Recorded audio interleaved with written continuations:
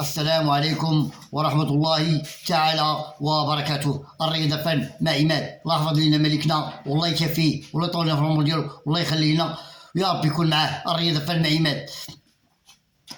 الله يحفظ هذا البلد المغرب كما حفظ الله الذكرى الحكيمة. الرياضة فن مع عماد. مقابلة ودية للمنتخب المحلي. استحقاقات المقبلة بحول الله. خاض المنتخب البحرين والمنتخب المصري مقابلة ودية استعدادا لاستحقاقات المقبلة. كانت مقابلة جميلة ورائعة في كرة القدم بين المنتخب البحرين وبين المنتخب المصري الشقيق.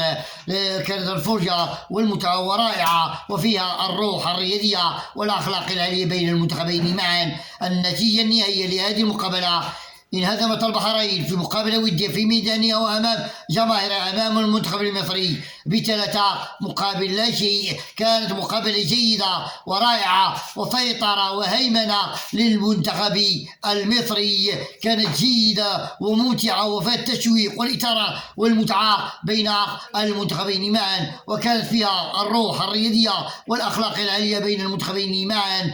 أذكركم مرة أخرى بهذه النتيجة النهائية: فهذا المنتخب المصري 3 والمنتخب البحرين 0. مقابلة ودية استعدادا لاستحقاقات المقبلة بحول الله.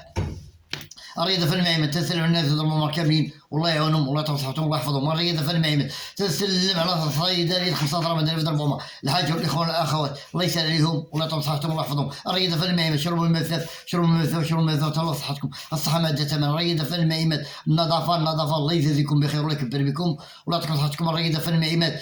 أعانكم الله وحافظكم الله ونوركم الله. ما تنسوش ديما مغرب. السلام عليكم ورحمة الله تعالى وبركاته.